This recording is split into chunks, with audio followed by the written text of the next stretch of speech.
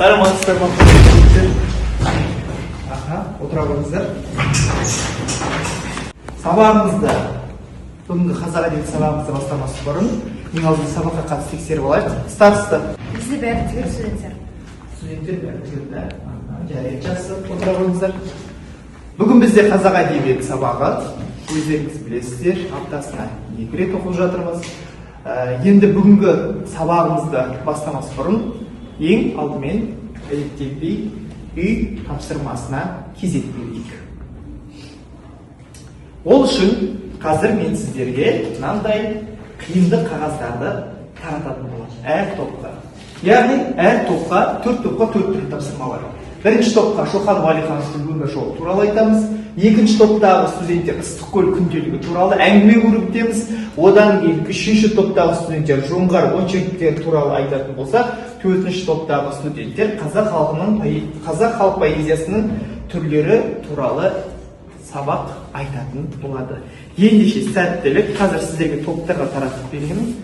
Шеттен бастап бірінші топты есептейік, сіздер екінші топты есептейік. Топпен ақылдасамыз, кеңесеміз. Сосын бір немесе екі студент шығып, тақтаға шығып, осы тақырыпта қорғайтын боламыз. Ал сізді дайындала қойыңыздар. Ақпарат алмасамыз, алдыңғы сабақтарда осы тақырып жөнінде кеңінен талқылаған болатынбыз. Сондықтан өткен тақырыптарымызды еске түсірейік. Қосымша мәліметтеріңіз болса, дәптерлеріңізде қарауларыңызға рұқсат. Өзіңіздің жазған лекция, практикалық жұмыстарға көз жүгіртіңіздер.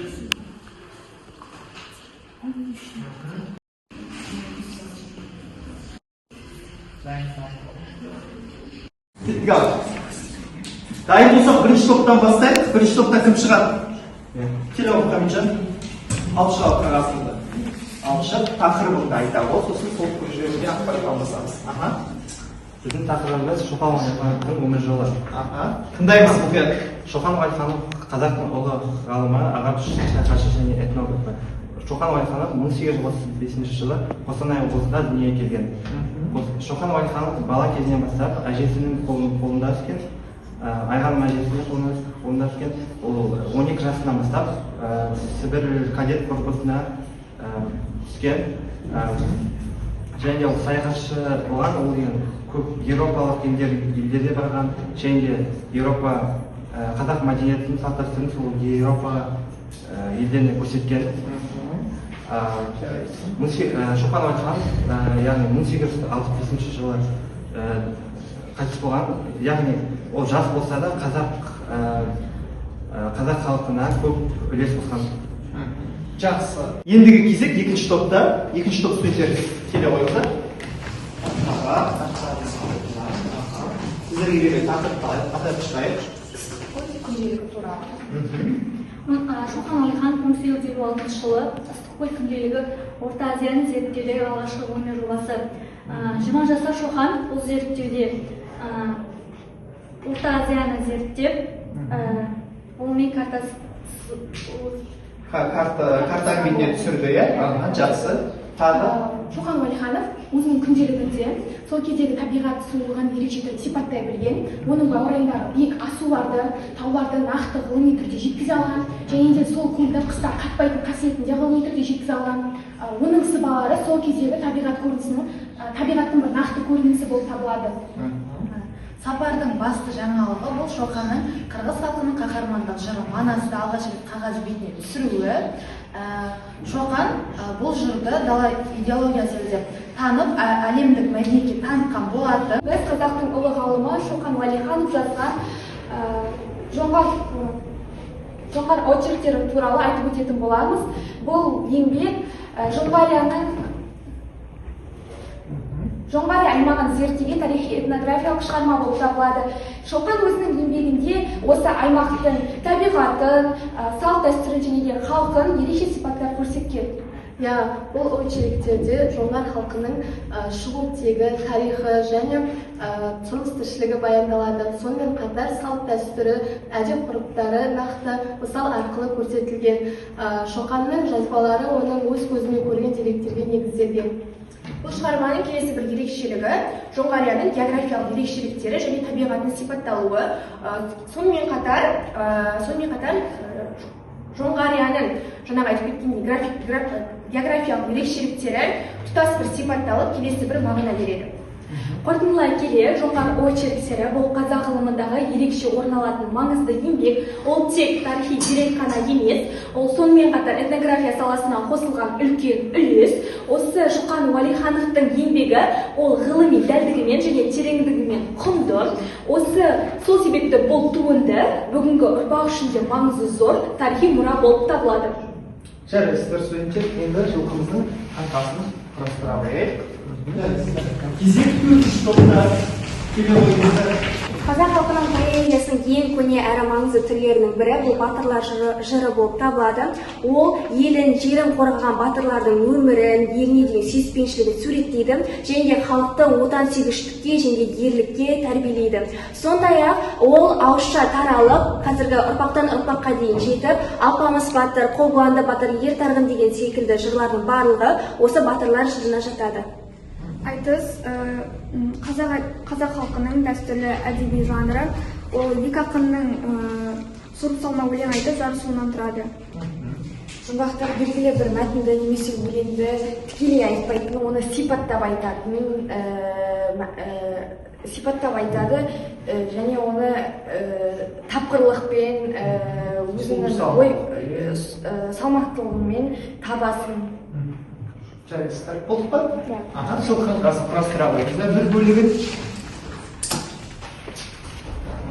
Әдемілеп. Жылқымыздың қаңқасы шығу керек. Көмекке баруға болады. Жақсы шығысыңыздар.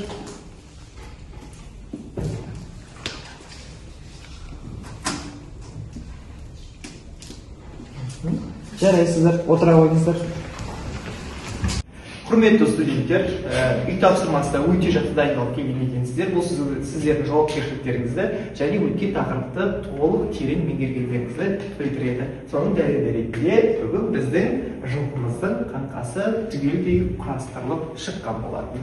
Енді сабақ жаңа тақырыбымызды бастамас бұрын көңіл күйімізді біліп алайық. Бүгінгі сабаққа дейін көңіл күйіміз 1 нашар, 2 жақсы, 3 қаласақ керемет деген. Ал сіздер бүгінгі жаңа сабаққа деген сіздердің ынталарыңыз бен жігерлеріңіз, қызығушылықтарыңыз өте жақсы деңгейде екендігін сезіп тұрмын. Ендеше мен сіздерге қазір адасқан әріптер беремін. Сіздер сол адасқан әріптерден сөздер немесе сөз тіркестерін құрастыра отырып, бүгінгі біздің жаңа тақырыбымыздың атауын шығаруымыз керек. Ендеше, мынау бірінші топқа адасқан әріптер сөз шығара беріңіздер. Мынау екінші топқа адасқан әріптеріміз.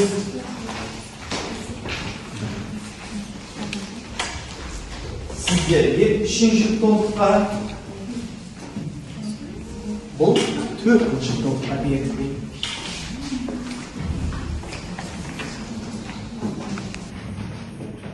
Асықпай топпен ақылдасып отырып, бірінші топ дайын, екінші топ дайын.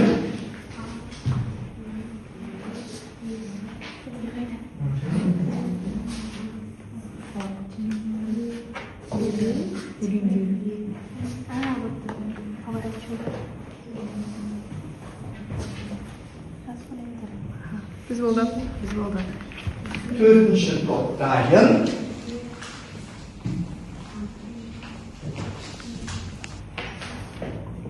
Төртінші топ дайын. Үшінші топ сіздер қалдыңыздар.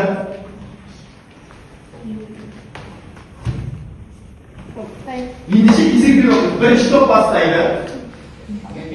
Бірінші топ. Біздің сөз Ыбырай. Ыбырай. Алтынсарин. Азған елдің билері. Төртінші топ. Жаз өлеңдері. Жаз өлеңдері. Сабағымыздың тақырыбы Ыбырай, Алтынсарин, Азған елдің билері, жаз өлеңдері деп аталады. Ендеше дәптерімізді ашайық, ең күн жазайық.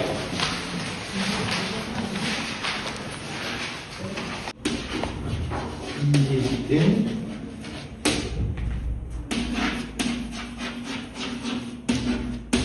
билері және жаз өлеңдері. Күннің жартысын және жаңа тақырыбымызды дәптерге жазып қойыңыздар. Назарымызды тақтаға қарай бұрайық. Ыбырай Алтынсарин 1841 жылы дүниеге келіп, 1889 жылы дүниеден озған. Дүниеге келген жері Қостанай облысының Затобыл ауданында болса, ал 1889 жылы 30 шілдеде дүниеден озған. Әкесі Алтынсары ерте қайтыс болып, Ыбырай Алтынсарин атасы Балғожаның бауырында өседі.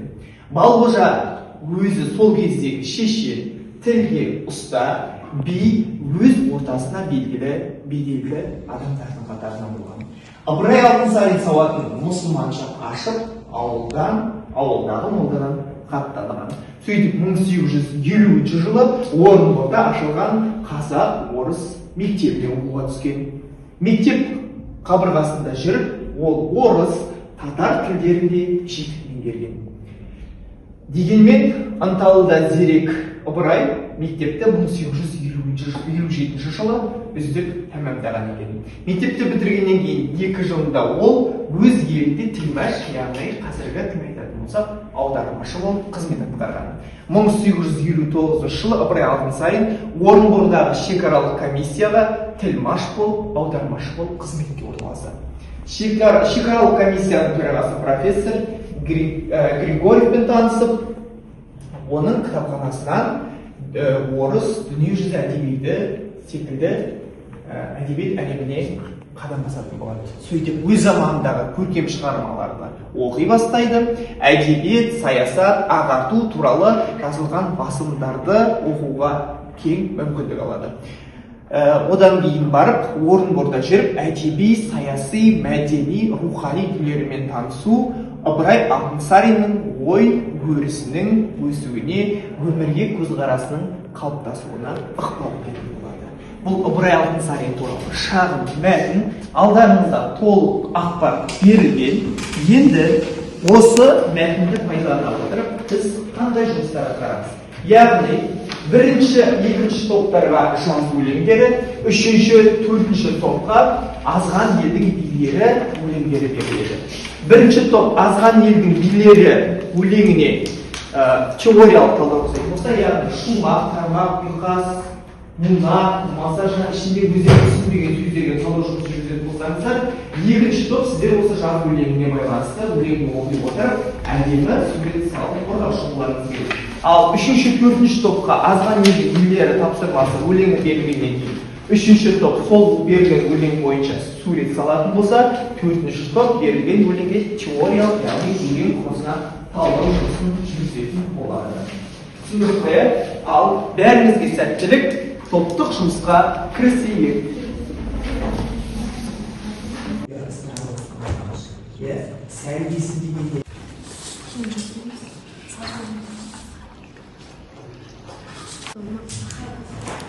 Шумақ, тармақ. Шумақ, тармақ, ұйқас,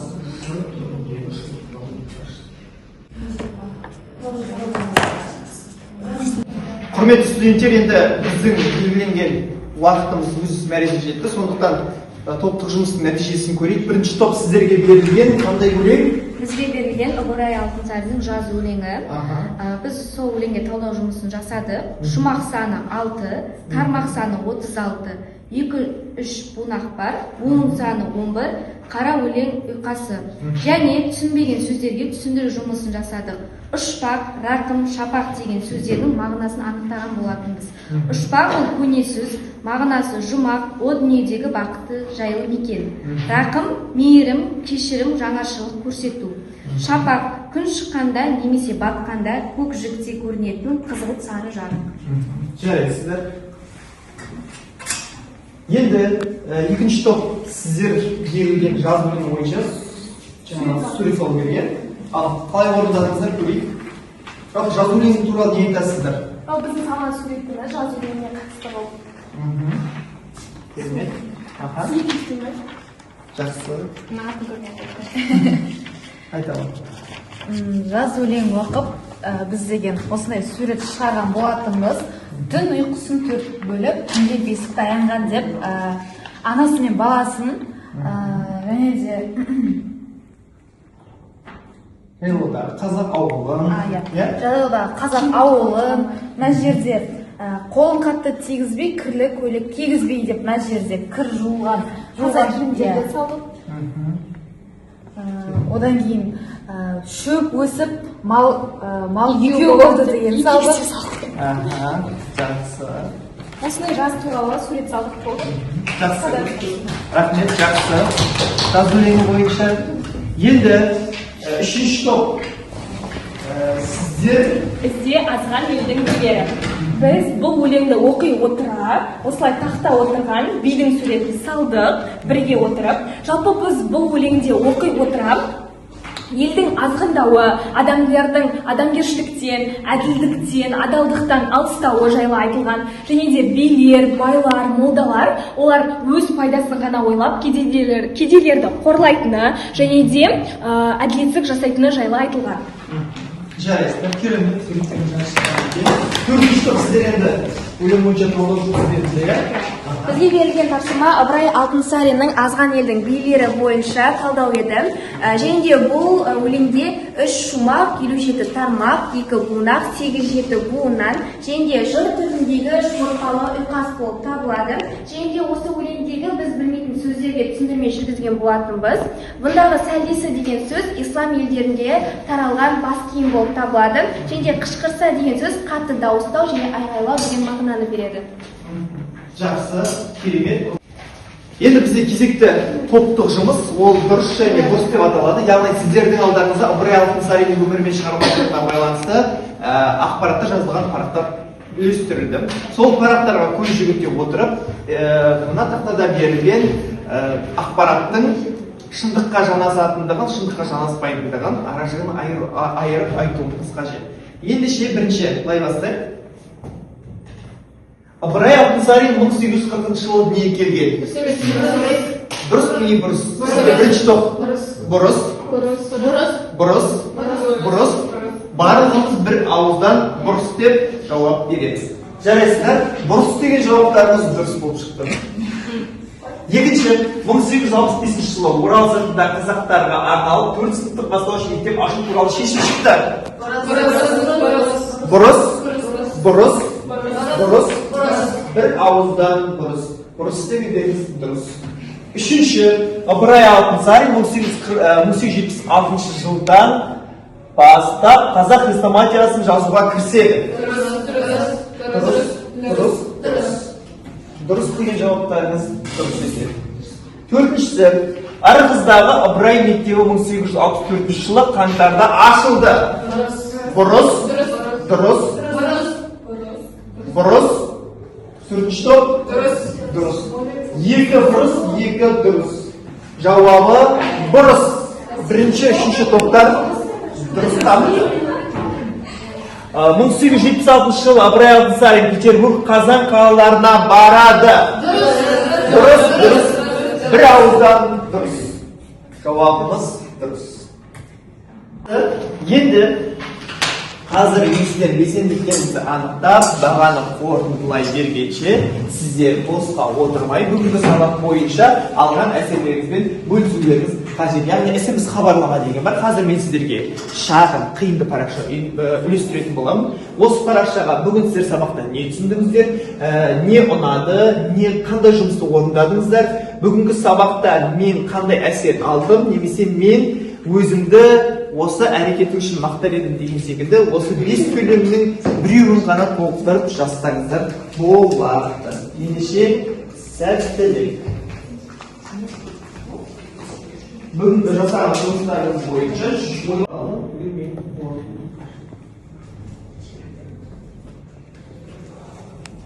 әсел болсаңыз келді жастыра берсеңіз болады. Тақтаға жастыра беріңіз.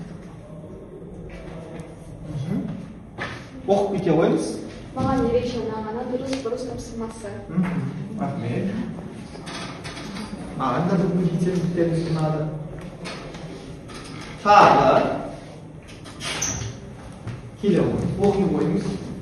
бүгінгі сабақта мен ыбырай алтынсарин туралы мәліметтер түсіндім. Жарайсыз. Бүгінгі сабаққа қатысушы құрметті студенттер, барлығыңызда топтық жұмыста да, жұптық жұмыста да жақсы жұмыстар атқардыңыздар, жауапкершілікке қатысыңыздар, белсенділік таныттыңыздар және қызығушылықтарыңыз өте жоғары болды. Сондықтан бүгінгі барлығыңызға да бағаларыңызды Платон жүйесіне қоятын боламын. Енді сіздерге үйге тапсырма, келесі сабақта біздер Ыбырай Алтынсариннің өмір жолын оқып түсінік айтуға тағы да дайындалып келеміз. Қосымша мәліметтер ізденеміз және Азған елдің билері жаз өлеңдерінен үзінді жаттап келеміз. Кем 16 тармақтан кем болуы қажет. Яғни 4 шумақ өлеңнен жаттап келеміз. Тапсырма түсінікті ғой? Жақсы, сау болыңыздар, сабақ аяқталды.